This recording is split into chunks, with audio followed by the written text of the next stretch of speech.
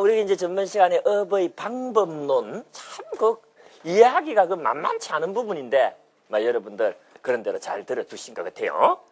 그래서 이제 여러분 교재 304페이지를 한번 펴보세요. 응? 책 가지고 오면 한 번도 안 보다가, 또 책 안 갖고 오니까 또 보자카네. 이러지 마세요. 딱 끼고 오면 되잖아요. 304페이지 여러분들 보시면은, 왜 복사하는데 304페이지가 안 나옵니까? 나오죠? 제일 밑에 달라. 그런데 12처설에는 의지적 속성과 필연적 반응의 속성만이 있는 것이 아니다. 12처라는 게 뭐예요? 육근하고 육경을 합친 걸 보고 우리가 이제 12처다. 조금 이따 또 설명할 겁니다.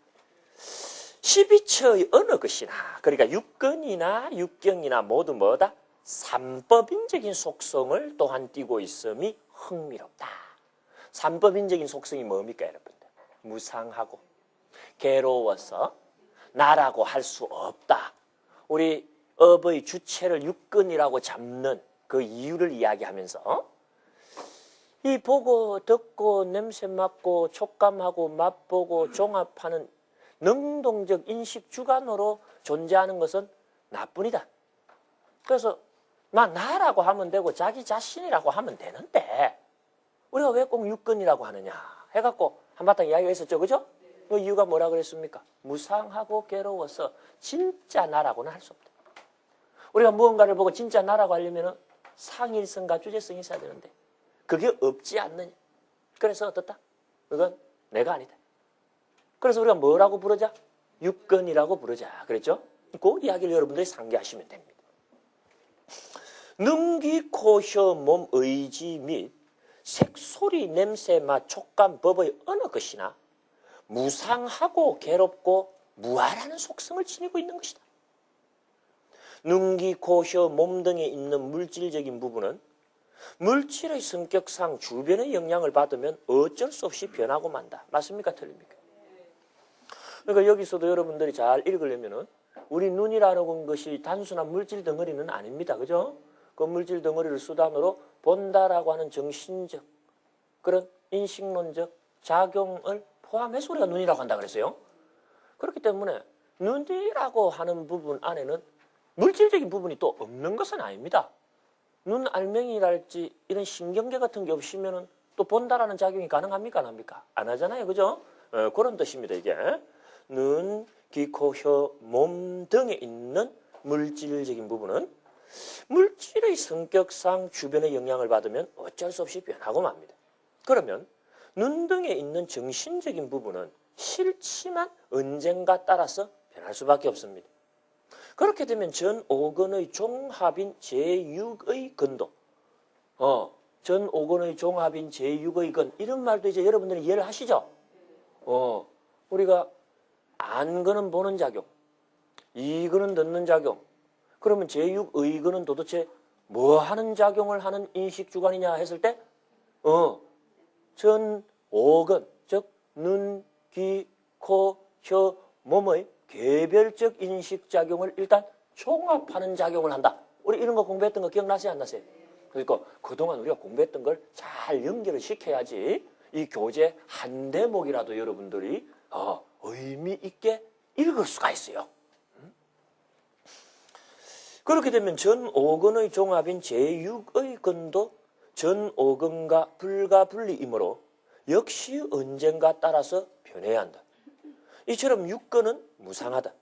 그러면 6근을 따라서 생한 육경도 어떤 것이 된다? 무상한 것이 된다. 무상한 것은 뭐다? 괴로움이다. 변하는 것이 모두 괴로움일 수는 없습니다만은 그래서 병들었다 건강해지는 것도 변화이고 그런 변화조차 괴로움이라는 것은 아닐 것입니다. 하지만 모름지기 모든 변화가 결국에는 타락적 변화로 귀결되기에 변화하고 무상한 것을 괴로움이라고 부릅니다. 이처럼 무상하고 괴로운 존재는 뭐라고 할 수가 없다? 나라고 할 수 없다. 우리 지금까지 쭉 공부했던 거죠. 그죠? 우리가 업의 주체를 육근으로 잡을 때도 이 주제였고 또 업의 방법론을 이야기하면서 뭐 아집의 유지 존속이니 어쩌니 이 이야기를 할 때도 계속 나라고 하는 것이 진짜 나이려면은 상일성과 주제성을 갖춰야 된다. 그런데 지금 내가 나라고 하고 있는 이 육건은 상일성도 주제성도 없다. 다시 말해서 무상하고 괴롭다. 그러니 진짜 나라고 할 수 있다 없다? 없다. 막 계속 이야기. 그런데도 우리는 집착을 하고 있다. 집착을 한 이상은 집착한 육건을 영원히 유지시키기 위해서 활동하지 않을 수가 없다. 그걸 우리는 뭐라 그런다? 업이라고 한다. 우리 그런 이야기 계속 해왔죠. 난 참 여러분들 훌륭하다고 봐요. 응? 뭔 말인지 잘 못 알아들어. 그래도 고개를 끄덕끄덕. 이것도 쉽지가 않아요. 어디 가서 강의해 보면은 또 모른다고 고개도 흔들도 안 해. 그래도 우리 대원 불교대학 여러분들은 어떻습니까? 응? 참 어려운 이야기가 나오거나 모르는 이야기가 나와도 어떻다? 응? 이야기하면 고개가 응? 참 심오한 이야기. 그 뜻이 명료하지 않아도 어떡하자? 참 심오한 이야기. 나 훌륭하다 생각해요, 여러분. 그래서 이제 무상하고 괴로운 존재는 나라고 할 수 없다. 순수한 의미의 나는 상일하고 주제해야 하기 때문이다. 자, 오늘 한 대목 또 한 단락 쭉 읽어보니까 그간 우리 참 까탈스럽게 이야기했던 것이 그런 대로 문장으로 정리되는 느낌이 쑥 들죠? 응? 그래서 이런 단락은 여러분들이 체크를 해갖고 몇 번이든 읽어서 자기 것으로 만들어 놓으면 도움이 됩니다. 우리는 12처설 속에서 항상 이 두 속성이 함께함에 주의를 기울이며 사실 이 두 속성을 여러분들에게 자세히 이야기했어요. 무상하고 괴로워서 나라고 할 수 없는 삼법인 속성도 이야기를 했지만 육근에는 어떤 속성이 있다? 의지적 작용의 속성이 있다라고 하는 것도 업의 전제는 의지적이어야 된다라는 이야기를 하면서 사실은 내가 이야기한 거예요. 응? 우리가 행동이라고 다 행동이 아니고 반드시 육근의 행동은 일단 업이라고 하는데 육근의 행동이라고 다 업이라고 하는 것이 아니라 육근의 행동 중에서도 어떤 행동에 국한하자? 의지적인 행동에 국한하자. 그랬죠? 기본적으로 육근에 어떤 기능 내지는 속성이 있기 때문에 그런 말을 할 수 있다? 의지적 작용의 속성이 육근 안에 있기 때문에 우리가 그런 말을 할 수가 있었던 거예요. 그래서 12처설 속에서 항상 이 두 속성이 함께함에 주의를 기울이면서 이 다음 논술을 한번 살펴봅시다. 저희 스승이셨던 고육진 박사님은 12처설의 두 속성으로부터 업설이 전개되어 나오는 과정을 다음과 같이 고구정령이 보여주고 있습니다. 모든 것은 덧없고 괴로움이고 나라고 할 수 없는데도 사람들은 그 명백한 사실을 인식하려 하지 않는다. 그죠? 나도 그렇고 남도 그렇고 영원한 게 없고 또 다 괴롭고 그래서 나라고 할 수 있는 건 참 없습니다만은 사람들은 이 명백한 사실을 받아들이려 하지 않습니다. 한사코 모든 것을 덧입고 즐거운 것이며 그리고 자기 육건의 경우 그걸 뭐로 보고자 한다? 나라보고 보고자 합니다. 아주 강력하게 자기로 보고자. 이것은 사실과 정반대되는 뒤바뀐 생각입니다. 이걸 우리가 전도망상 그래요. 원리, 전도망상, 구경열반 하면서 우리 전도망상이란 말 쓰죠. 그죠? 뒤바뀐 생각. 뭐가 뒤바뀐 생각이다? 사실을 사실대로 보면 바른 생각인데 사실하고 완전히 거꾸로 봐버린 생각이다. 무상하고 괴로워서 내가 아닌데 그걸 마치 영원하고 즐거워서 나로 봐버리니 막 정반대로 봐버린 거야.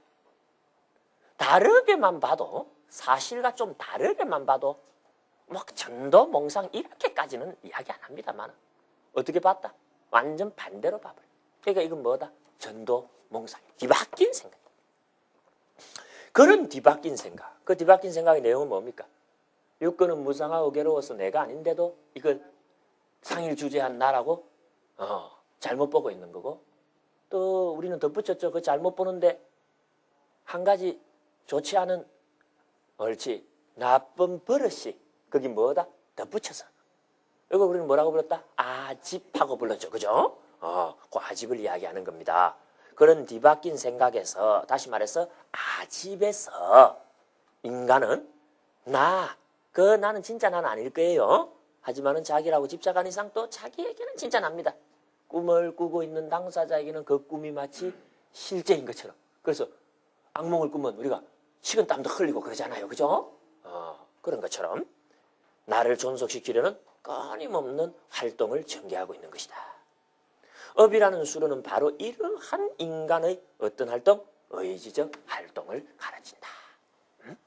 무엇을 방법론으로 하고 있다는 뜻이 분명해집니까? 아집의 유지, 존속을 통하여 편함을 추구하는 육근의 의지적 행동 내지는 활동을 일으키고 있다. 우리 그렇게 정리를 했던 걸 여기에 고스란히 겹쳐도 괜찮을 것입니다. 교재를 여러분들께서 쭉 오늘 읽은 부분은 특히 신경을 쓰셔가지고 오늘 읽은 부분부터는 여러분들이 정말 신경 쓰셔갖고 그냥 암기를 해놔도 괜찮을 정도의 그런 일종의 정은 명법이 그 안에 숨어가 있습니다. 그래서 여러분들께서 다독하시기를 다시 한번 권유하는 바입니다. 이렇게 우리가 이제 업의 방법론에 대한 이야기까지 끝냈고, 그럼 우리가 남아있는 게 방향. 방향. 업이라고 하는 것에는 방향이라고 하는 측면이 고찰이 돼야 됩니다. 왜냐하면 가만히 우리가 하는 행동을 살펴보면 외행동이라고 하는 행동의 방향이 바깥을 향하는 것도 있지만 내 행동이라 그래갖고 행동의 방향이 안을 향하는 것도 있더라 이거예요. 그랬을 때 업은 내 행동을 업이라고 할 거냐 외행동을 업이라고 할 거냐 이걸 우리가 좀 구분해야 됩니다. 예를 들어서 우리가 배가 고파. 그럼 불편하죠. 그럼 우리가 편하려고 업을 일으킵니다. 행동합니다. 그럼 이제 배고픈 불편함을 우리가 제거하려면 아무래도 뭘 먹어야 돼. 그러면은 다양한 활동을 일으켜서 먹을 거리를 확보할 겁니다. 돈을 줘가지고 먹을 걸 사는데 아니면은 물가에 나와갖고 낚시를 해서 고기를 잡든 뭐 농사를 지어가지고 호박 한 덩이라도 어떻게 키워갖고 따든 그래갖고 이제 그런 음식물을 우리가 확보를 해갖고 먹는다 이게. 그러면 이제 행동 우리가 가만히 보게 되면 바깥에 있는 그런 음식물을 우리가 취하는 행동은 행동 그 자체가 바깥에 있는 무언가를 전제로 해갖고 행동이 이루어지고 있잖아요. 그죠? 그에 비해서 어떻습니까? 이게 일단 내 목을 넘어서 버리고 나면 어떻게 돼요? 이루어지는 행동이 내 속에서 이루어지고 있습니다. 그런데 내 속에서 이루어지는 행동은 어떻습니까? 내 속에서 이루어지는 행동, 그것이 시작된 순간부터는 바깥에 영향을 끼친다, 못 끼친다? 못 끼치지. 안에서 소화하고 있을 때는 어때요? 바깥은 그냥 가만히 있을 거 아니에요. 그러니까 우리가 하는 행동에 바깥에 영향을 끼치는 행동이 있고 자기 안에서만 어떻게 행동하지 않는 건 아니에요. 안에서 소화도 하고 하니까, 그죠? 분명히 행동이 있기는 있는데 바깥에는 아무런 영향을 못 끼치는 행동이 분명히 존재합니까, 안 합니까? 이런 걸 보고 뭐라고 한다? 내 행동. 안에서만 이루어지는 행동을 내 행동. 그리고 바깥의 것을 향하는 행동을 뭐다? 외행동. 예를 들어서 우리가 옆에 갑자기 폭발물 조그마한 것이라도 터져가지고 아주 강력한 열기를 뿜어내는 그런 화재가 발생했다. 이러면 우리 몸이 불편해집니다.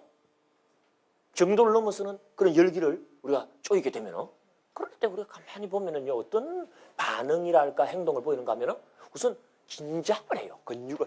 움츠립니다. 당연하죠. 그죠? 옆에 무슨 일이 터지면 우리가 딱 온몸을 뭡니까? 긴장하고 움츠리는 행동부터 해요. 옆에 그냥 폭발물 같은 게 펑 터졌는데도 하고 늘어져 있을 사람 있다 없다? 응? 우리가 의식하고 안 하고 거의 그냥 반사적으로 그런 긴장하는 행동을 할 겁니다. 그래서 일단 움츠린다라고 하는 행동을 보인 다음에 상황을 파악해서 물을 가지고 와갖고 불을 끈다든지 우리가 이제 그렇게 할 거래. 그럼 그때도 우리가 가만히 보면은 내가 움츠린다, 긴장한다, 요 행동은 어떻습니까? 바깥을 전제로 해갖고 방향을 잡아서 행동이 일어난 게 아니고 자기 스스로를 말하자면 전제로 해서 행동이 일어난 셈이죠. 그죠? 이런 행동 역시 뭐라고 부른다? 내 행동. 그렇지? 그래. 행동을 해갖고 바깥에 영향이 없는데도 행동이 있으면은, 편하고자 하는 행동이 있으면은, 그걸 뭐라 그런다? 내 행동 그래. 그래서 외 행동은 뭡니까? 바깥에 무언가에 가시적인 그런 영향을 가하게 되는 행동일 경우에 그걸 뭐라고 부른다? 외 행동.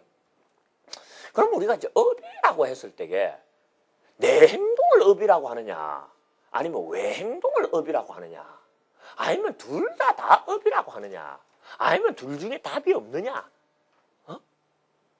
오늘은 이 손, 저 손, 두 손만 들어갖고는 안 되겠죠? 그 어떤 업을, 행동을 업이라고 하느냐? 이게 이제 마지막으로 우리가 살펴야 될 문제.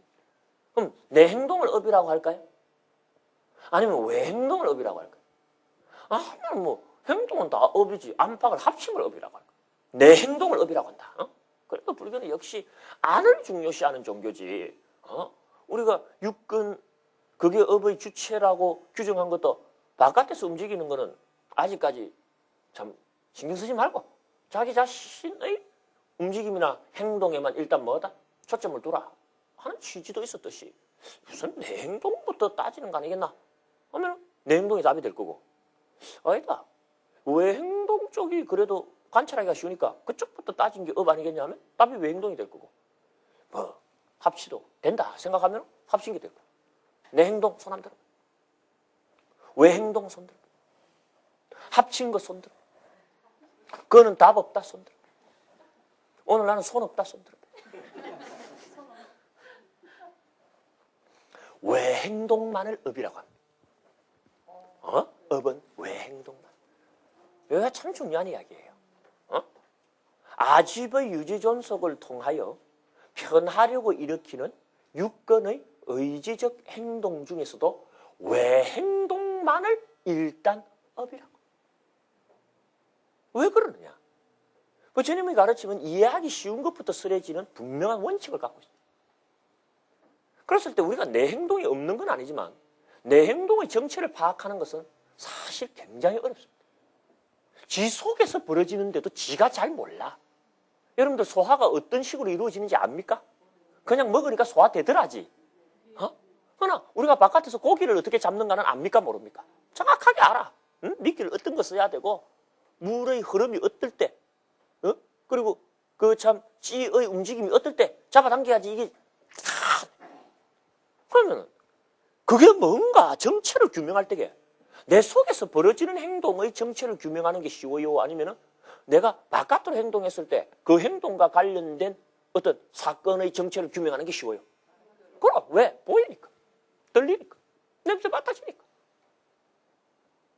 뭐 쉬운 것부터 써야 된다면 부처님께서 업의 차원에서 처음부터 이해하기 어렵고 여간한 방법론이 아니면 안 될 줄 모르는 내 행동에 대해서 언급을 하겠는 얘기야. 일단 뭐부터 이야기하고 들어가자. 외 행동부터 확실히 하자. 그런 입장에서 업은 뭐다? 외 행동입니다, 여러분들. 이 이야기를 나는 여러분들께 분명히 해드리고 싶어요. 업을 외 행동이라고 한다면 그러면 묻습니다, 사람들이. 내 행동은 뭡니까? 다시 말해서 외 행동을 업이라고 불렀다면 내 행동은 뭐라고 부릅니까? 하고 질문할 수 있습니까? 없습니까?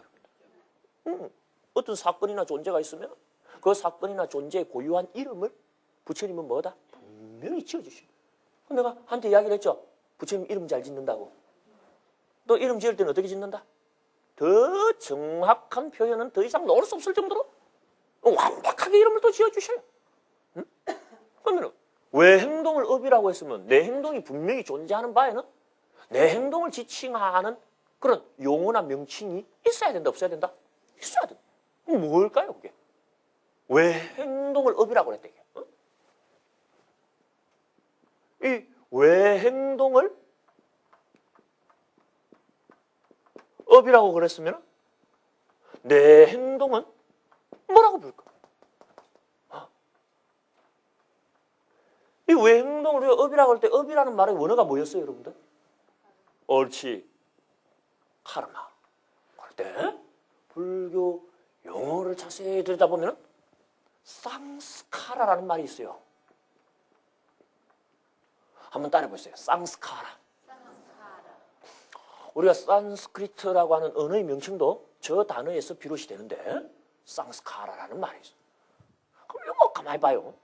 우리가 업이라는 것을 행동이라고 번역할 때 그 행동이라고 하는 의미를 우리에게 제공했던 것은 뭐다? 요 카라야, 카라. 맞아요, 틀려요. 그럼 요 상스카라도 가만히 보면 어떻습니까? 이렇게. 카르라고 하는 의미 요소가 들어있습니까? 안 들어있습니까? 들어있잖아요. 그죠? 그럼 상스카라도 일종의 뭐다? 행동은 행동이겠구나 하는 걸 글자 자체가 우리에게 잘 암시해주고 있는 겁니다. 근데 카르마하고 상스카라가 다른 것은 카르마는 그냥 행동이야. 그건 그만큼 별 이야기 안 해도 알아챌 수 있을 정도로 그 행동의 이 단순성 내지는 간결성이 있다는 겁니다.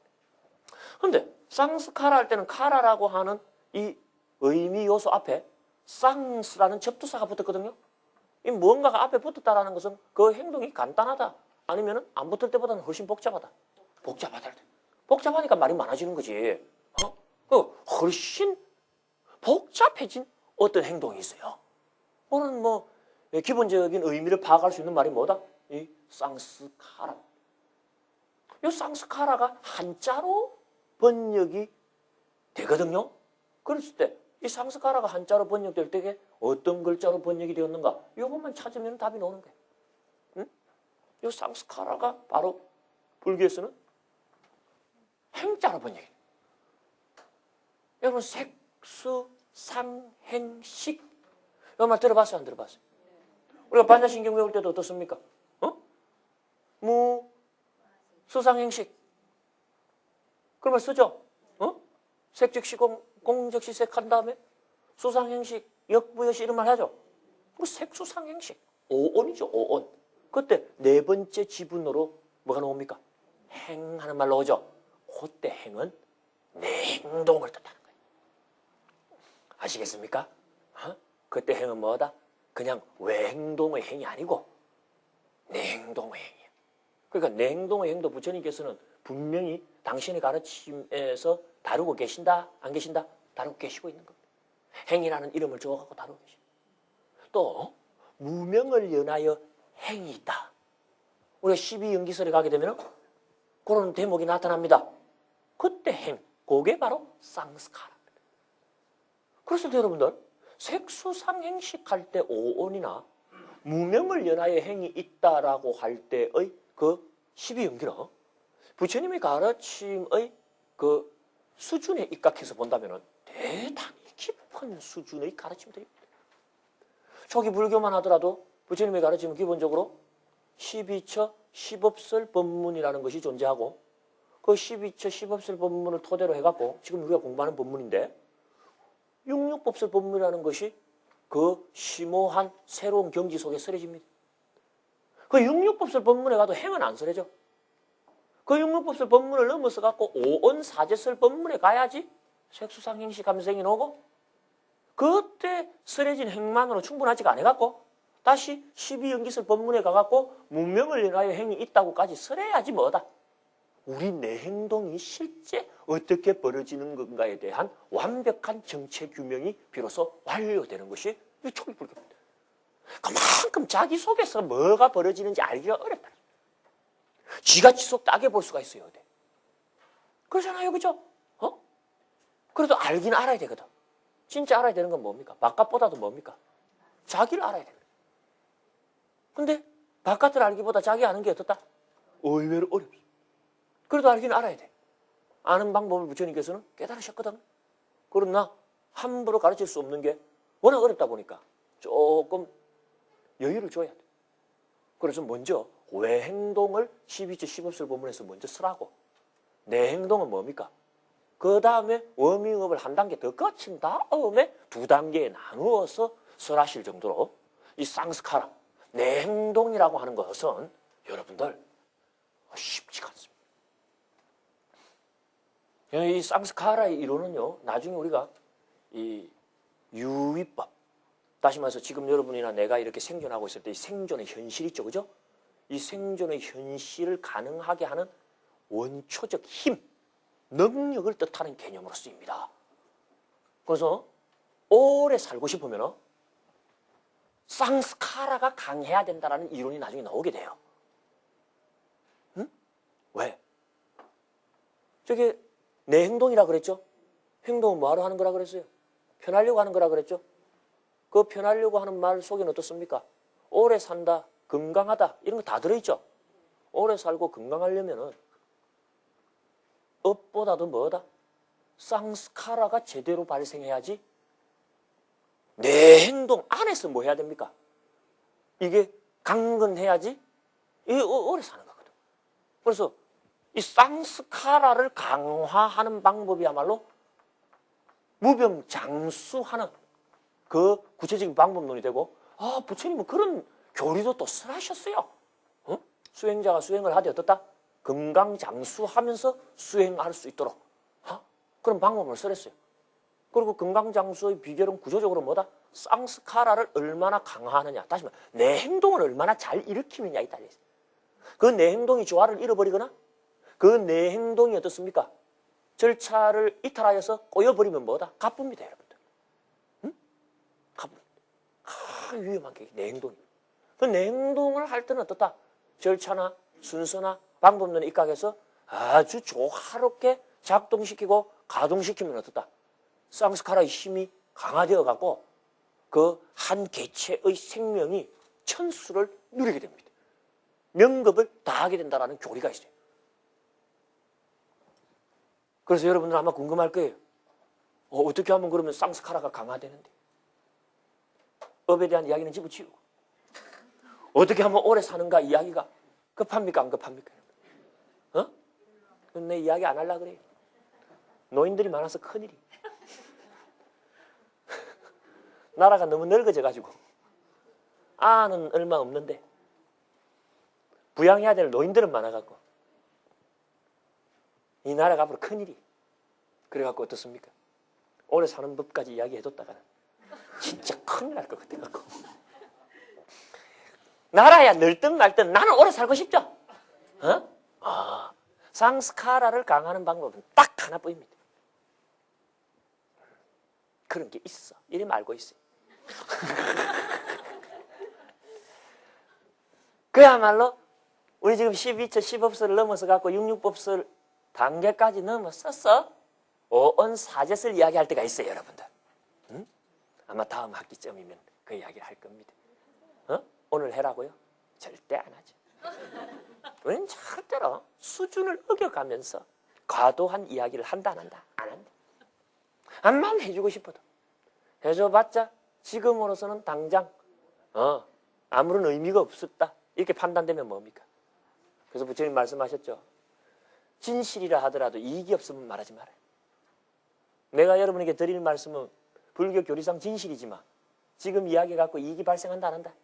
안 한대. 왜냐하면 그 이야기만 듣고 안 나쁠 거니까. 많은 불이익이 발생하게 돼요. 대원영사 입장에서도 치명적인 손해가 발생할 뿐만 아니라 그래도 한 명이라도 더 있어야지 앉아갖고 우리가 서로가 서로에게 언덕이 되는데 그죠? 그럼 오래 사는 값 돼가고 그 다음부터 한 반수 빠져봐요. 어떡합니까? 치명적인 손실이 발생하기 때문에 나는 요렇게만 적고 말려고. 그런데 이제 해결하고 하는 건 뭐다? 내 행동이. 쌍스카라다. 이건 지금 업의 차원하고는 격차가 좀 있다. 그러니까 우리가 업이라고 하는 것은 기본적으로 방향에 있어서 어떤 행동만을 타겟으로 삼는다? 왜 행동만을 목표로 삼는다. 방향으로 삼는다. 어떻게 좀 공감이 가십니까? 그래서 이제 우리가 업이라는 게 뭔가가 이제 완전한 정의를 성취하게 되는 겁니다.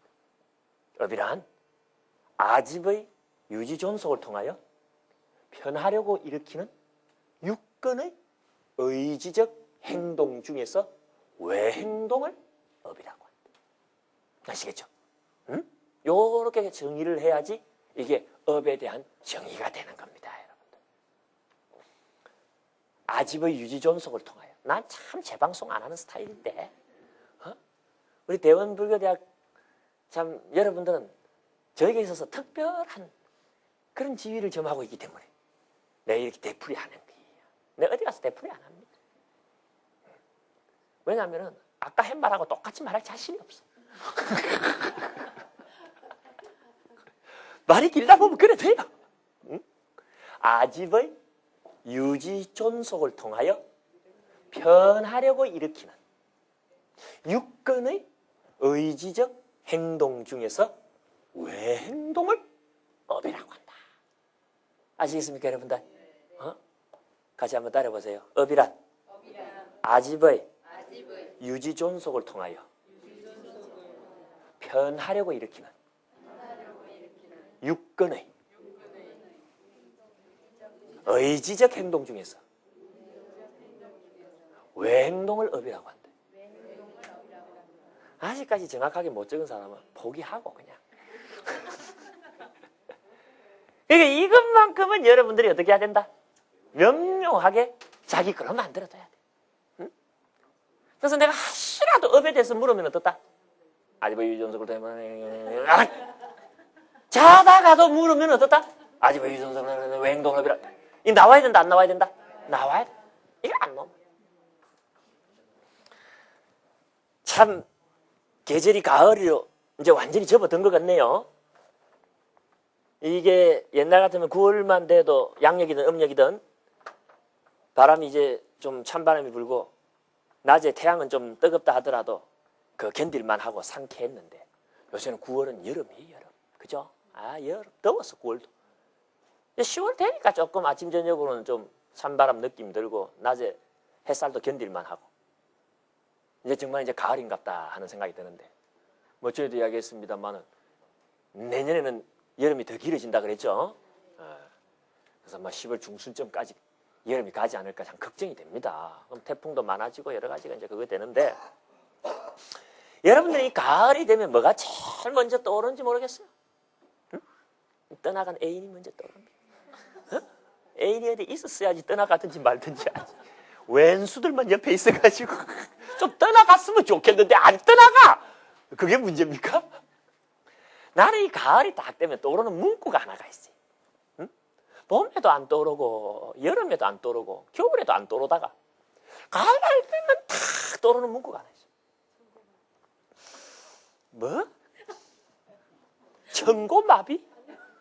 어? 하늘 높이 올라가면 마비 증세가 벌어져?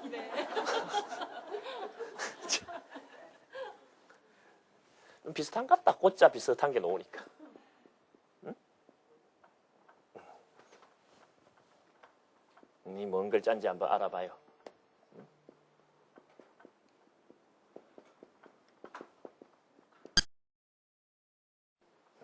홀이 유차면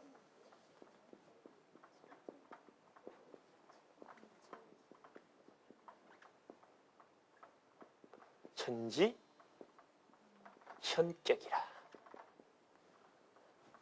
이제 어디 나오는 말이냐면요. 선종의 세 번째 조사였던 성찬대사의 신신명이라고 하는 이 자료 속에 참 좋은 문구가 많은데 그 중에 한 문구예요. 응? 한번 따라해보세요. 홀이 유차면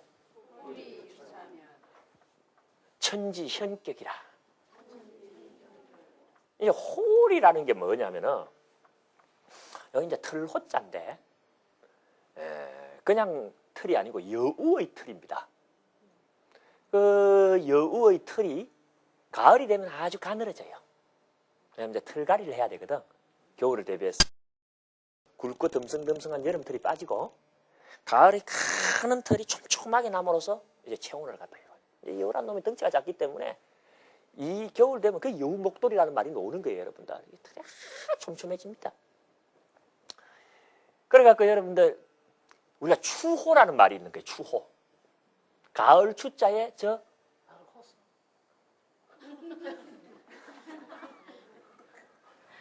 하나는 청고요. 하나는 가을옷.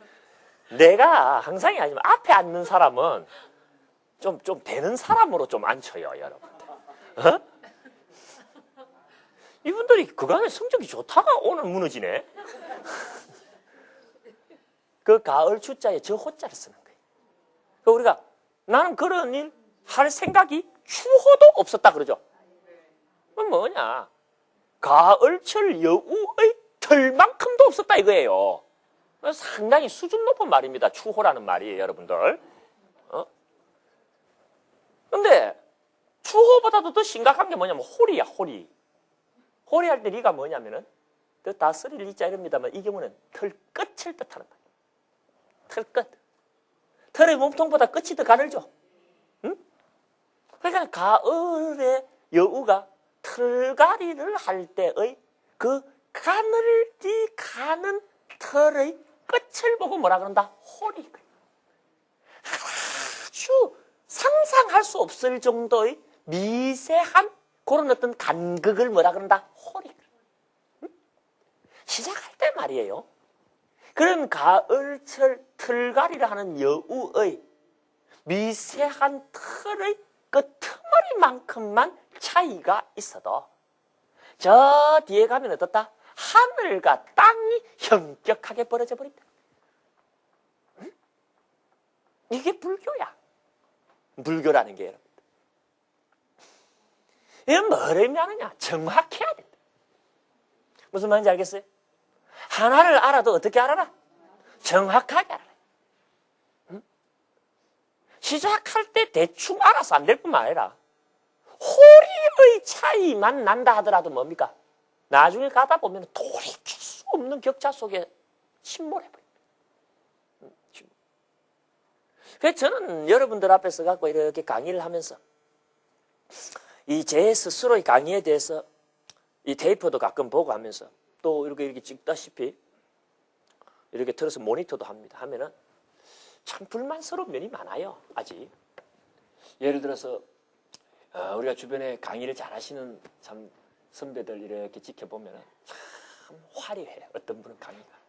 동서고금을 그냥 종횡무진으로 오가시면서 뭐 명구 명문을 그냥 아주 춤추듯이 쏟아졌어요.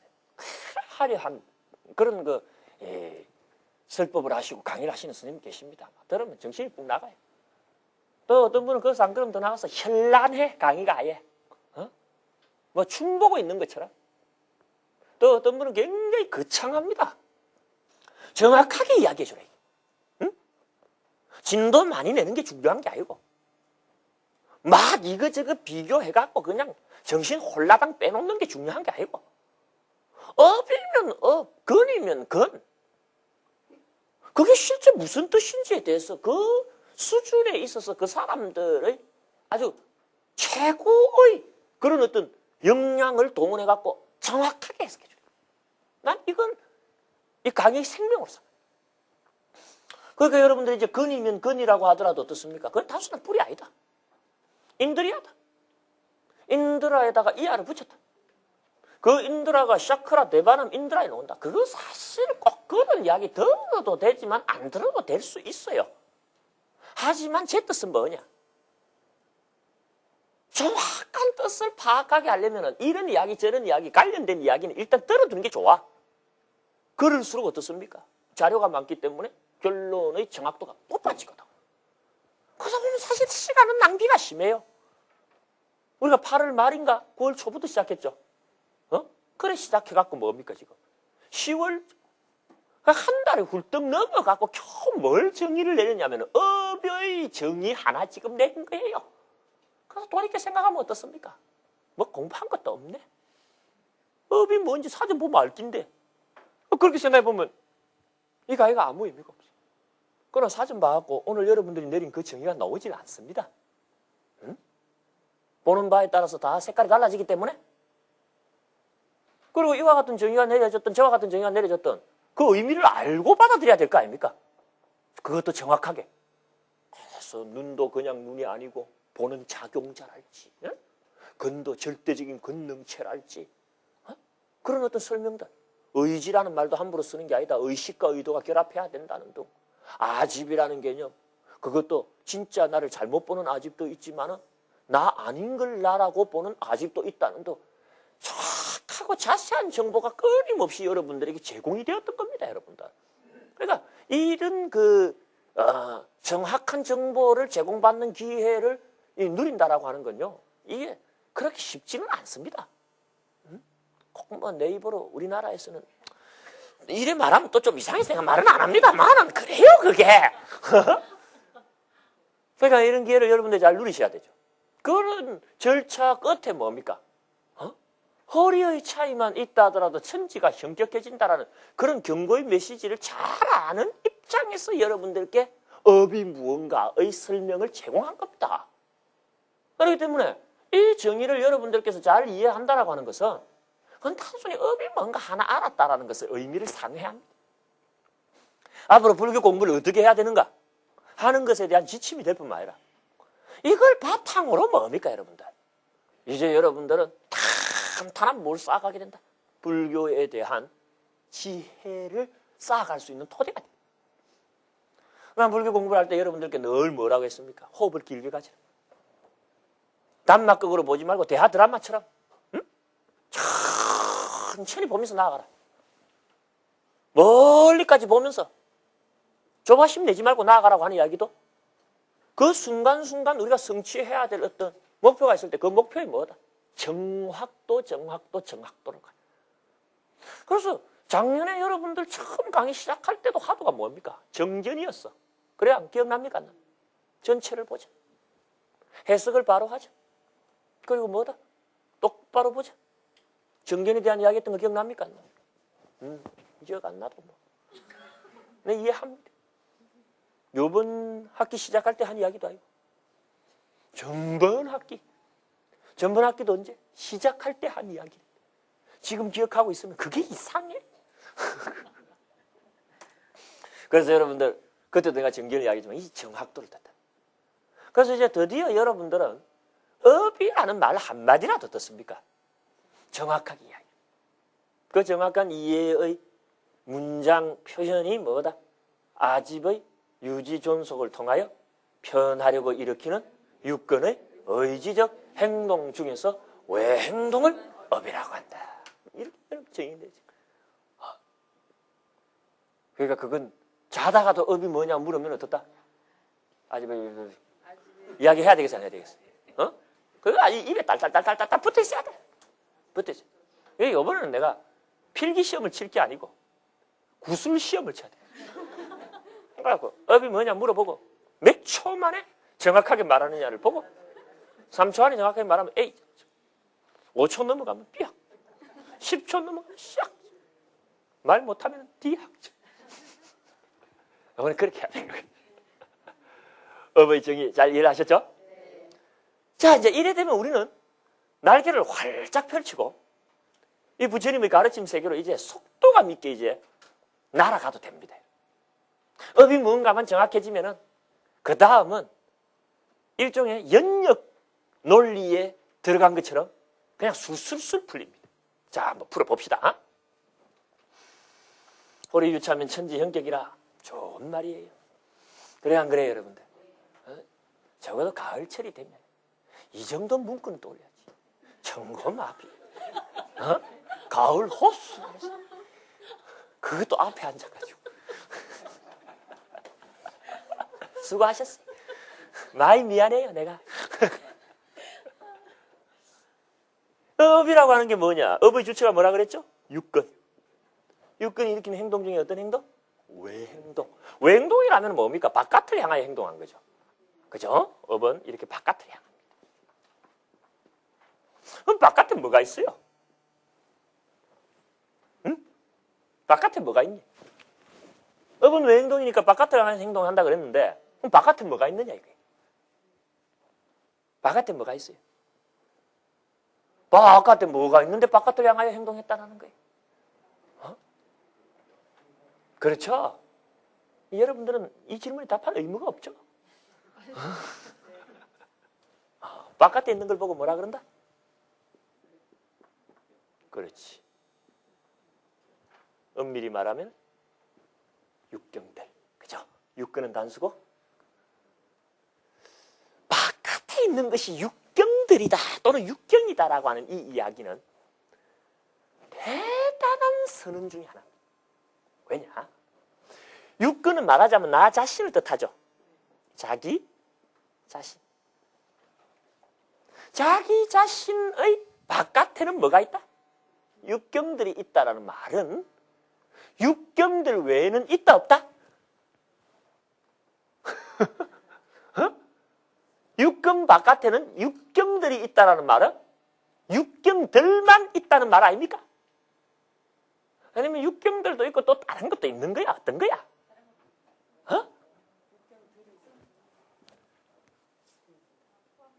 육경 바깥에는 육경들만 있다? 육경들도 있다. 육경들도 있다 그러면은 육경 말고 딴 게 또 있는 거고, 아니면 육경들만 있다 그러면은 이 세상은 육근하고 육경들로만 되어 있다 하고 끝나버려. 내 바깥에는 육경들만 있다? 육경들도 있다. 또 딴 것도 같이 있다. 요 1번, 2번. 1번 손 들어봐요. 육경들만 있다, 이거. 육경이랑 딴 거랑 같이 있지 뭐 육경들만 있겠냐. 육경들도 있다. 딴 것도 그래서 같이 있다. 손 들어봐.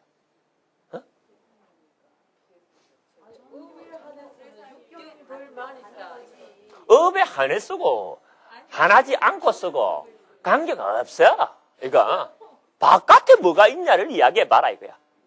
그 바깥에 뭐가 있냐니까 여러분들 육경 이렇게 이야기를 했거든. 그러면 그 육경 내지는 육경들만 있느냐, 육경도 있지만 딴 것들도 같이 있느냐.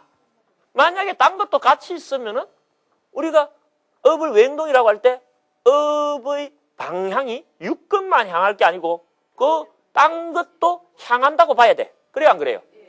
그죠? 그럼 답을 어떻게 하냐. 육경과 또 딴 것들, 그게 바깥에 있는 거죠. 이래 답해야 되는데 여러분들 뭐라고 했다? 육경들만이라고 했다. 여러분들이 눈치를 챘겠습니다만은 바깥에는 뭐만 있다? 바깥에 있는 것은 다 뭐라고만 부른다? 육경이라고만 부른다. 이건 여러분들 상당히 무서운 이야기입니다. 지금 여러분이 이야기한 육근이 업을 가할 때 업은 외행동이어서 바깥을 향한다. 그 바깥에는 육경들만 있다라고 하는 이 이론을 뭐라 그런다? 십이처설이라 그래. 불교에서. 아까 우리 십이처설 또는 십이처 이런 말이 있었죠? 십이처설 그럽니다. 십이처설. 본격적인 부처님 교리가 지금 하나 또 소개가 되는 거예요.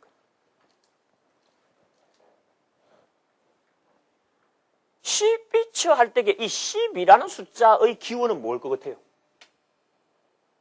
10이라는 숫자는 어디서 나왔을 것 같아요? 옳지. 육근의 육자와 육경의 육자를 더하니까 12가 됐어. 그러면 천은 뭐야 이게? 응? 천은 뭐야? 앞에 있는 66을 더하니까 12가 됐는데 뒤에 있는 근과 경을 더하니까 처가 된 거야? 무슨 계산법이 그런 게 있어? 우리는 뭡니까? 정확해야 돼. 응? 처가 뭔지 정확해야 돼. 12가 뭔지는 정확하게 나왔어. 육근의 안이비설신의와 육경의 색성양미 촉법이 뭐다? 12, 그 12의 구체적인 내용이다. 정확했어. 근데 그 뒤에 왜 하필이면 첫자를 붙여? 이 첫자가 무슨 뜻을 가진 말이냐는 거예요. 이 첫자가. 불교라는 종교가 우리에게 항상 참 난해하게 느껴지는 건요. 이 용어의 취급에 있어가지고 우리가 상당히 곤혹스럽게 돼요. 철하는 말이 불교에 많아요, 여러분들. 우리가 부처님의 지력을 이야기할 때 심력을 갖추셨다 그러는데 다사발로 부도 그럽니다. 그 10가지 힘 중에 첫 번째 힘이 뭐냐면은 요 힘을 갖추고 있다 그래요. 지력 중에. 처, 비처, 지력. 이때 처라는 말이 있어요.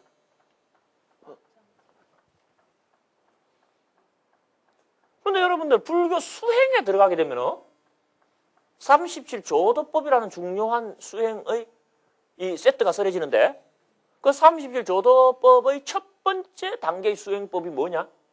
사념처 그럽니다. 응? 사념처라고 들어봤죠? 그때도 한자로는 사념처.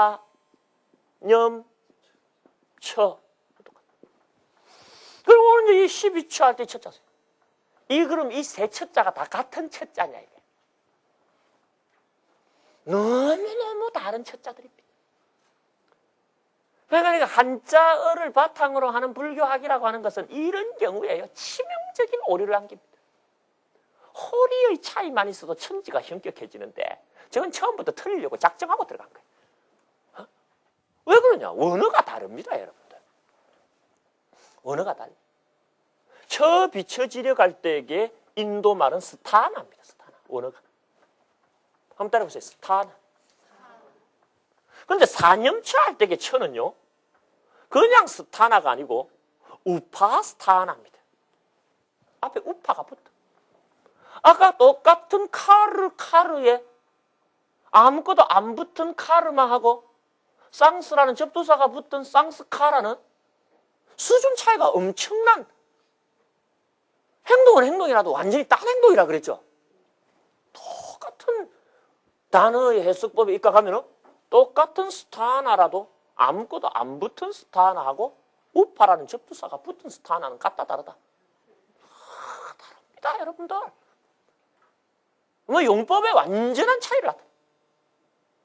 12처 할 때 처는 스타나라는 공통 어기도 사용 안 하면 영 딴 말입니다. 아야타나라는 말입니다.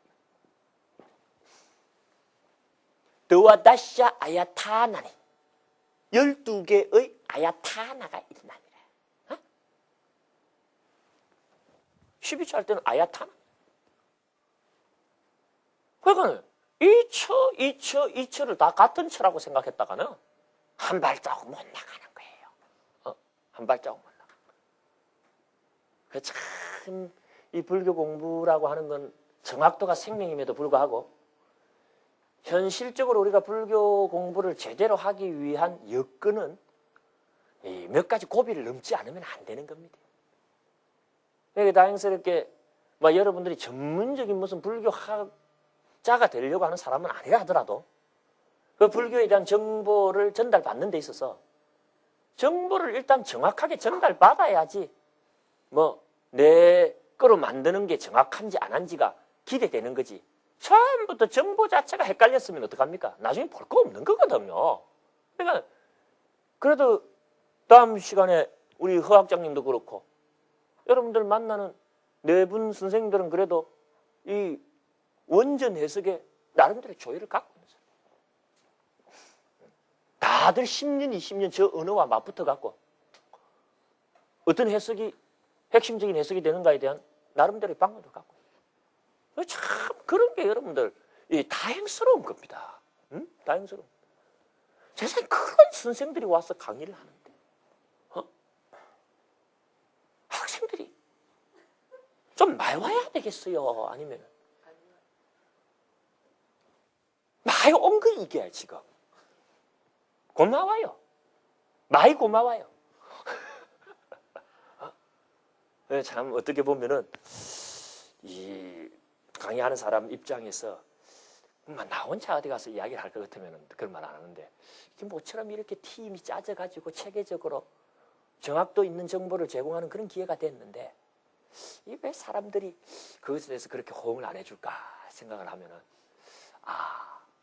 다 전생업이구나 그런 생각은 안 합니다만 우리 그렇게 말하면 안 된다 그랬죠? 업을 과거 예속적으로 이야기하면 안 된다 그랬죠? 응? 그래서 역사가 그렇습니다, 여러분들. 꼭 진실이 승리한다 그러는데 그러지는 않아요. 수가 승리하는 법입니다. 많이 간 쪽이 승리하는 법이에요. 그리고 꼭 좋은 것에 많이 가지는 않는 법입니다. 그런 것도 있어요. 참 변수가 많은 건데 내가 여러분들하고 무슨 신세 한탄하자는 소리가 있고 가을이다 보니까 좀 우울했어. 내가 그런 이야기 했어요. 근데 참 여러분들 이렇게 모인 거 보면은 이 부산 대원정사에 비하면 어떻습니까? 그래도 숫자가 괜찮은 편이. 그거는 막 쪼그라 들어갔고. 내가 요새 괴로워요. 내가 부산 주임 교수잖아 또. 방학 때 쉬지도 않고 특강도 하고 온갖 올인을 거기다 다 했는데 참 잘한대요. 잘 안 돼. 힘이 들어. 그래갖고 이제 내년에 또 좀 더 모으고 해갖고 이게 처음 이게 뿌리를 내리는 게 어려워요. 왜 그러냐면은 부산 지역이라고 하는 게 경상도가 다 그렇죠. 굉장히 보수적입니다. 그래서 자기가 기존에 다니던 곳을 배반을 안 해요. 그래서 이쪽으로 와갖고 헌신하려고 하는 게 어렵습니다. 그렇기 때문에 희망이 있는 동네가 10명이면 10명이고 20명이면 20명이고 온 사람들은 여기 사람인 거야. 이제. 거기나 여러분들하고는 질이 달라. 여러분 왔다가 가버릴 확률이 굉장히 높은 사람들이지만 서울 사람들은 그쪽 동네 사람들은요 와갖고 하기를 하면 뭡니까? 그 뼈 딱 묻어봅니다.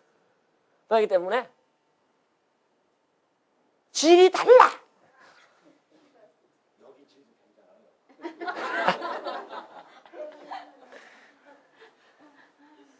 여기 질도 괜찮아요. 내 잘 압니다만 거기 질이 더 낫다네 이 말이야. 그 하여튼 그 숫자가 적어가지고 막 고민이 많아요. 오곡도에서 서울 와갖고 강의하고 내려가갖고 이 장혁 김사업 두 선생님 그렇게 그냥 새벽같이 내려가서 입문반까지 하시고 학장님 저분 연세가 만만치 않아요. 피곤한 몸을 이끌고 가갖고 그래 하고 하는데 이게 반응이 우리 예상만큼 이제 안 나오는 거예요. 그래갖고 이제 걱정이 많습니다만은 그러면서도 1명, 2명 이렇게 온 사람들이 거기에 기울이는 정성은요 거의 아주 정폭적입니다. 제가 이제 버티는 거예요. 이번 체육대회에서 봤죠, 그죠? 목숨 걸고 하는 그 부산 팀들의 그 어떤 저력 봤죠, 그죠? 그런 거예요. 여기 수 많다 그랬다 뜻은 헛개비고 그럼 내가 안 돼도 뭡니까? 일당백하는 거예요. 일당백하는 거예요. 그래서 내가 희망 거기 주임 교수가 누구다?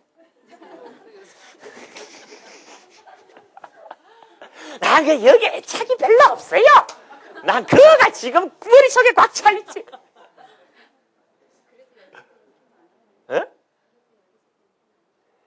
인기가 내 뒷말은 안 할랍니다. 그래서 이게 그래도 이 처가 어떻다? 다 다른 처다. 다른 처. 그러면 이 처 비춰지려고 할 때 처는 뭐냐? 이 자세한 설명하려면 복잡합니다, 여러분들. 예를 들어서 이 스타나라는 말 앞에 어떤 접두사가 붙느냐 안 붙느냐에 따라서 어떨 때는요 경 하나가 날아가고 살고 죽고 합니다. 예를 들어서 여러분 금강경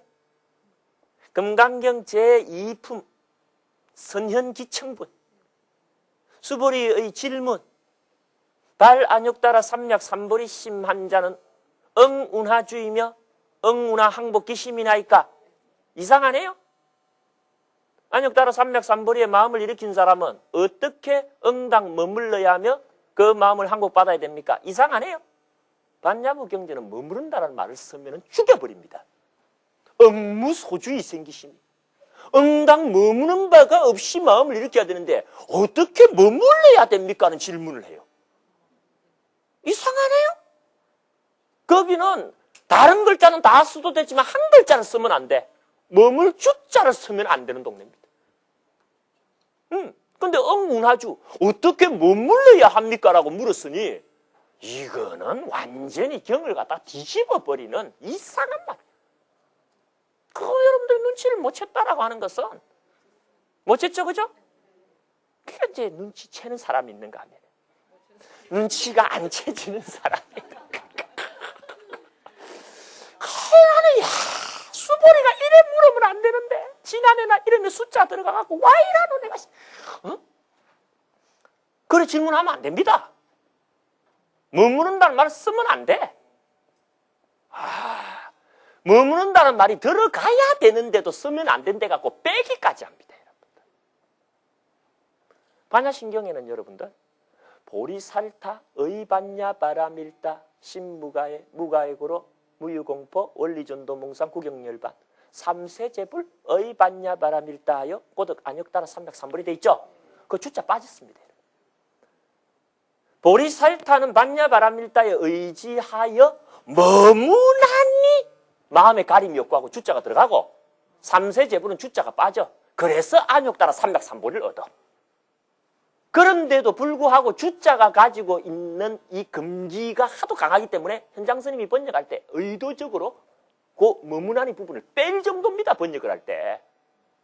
머물다라는 말을 함부로 써갖고는 큰일 나버려. 머물지 마라를 가르치는 게 반야부인데 어떻게 머물러야 됩니까? 하고 묻는다는 거는 아무리 역설적인 게 반야부라 하더라도 이건 앞뒤가 안 맞는 거예요. 어떻게 머물지 않고도 살아갈 수 있습니까? 차라리 이래 물어야지. 그죠? 어떻게 머물러야 됩니까? 라고 물으면 안 돼. 원전을 받더만은 머물러야 됩니까가 아니야. 할 수 없이 그 단어를 썼을 뿐이에요.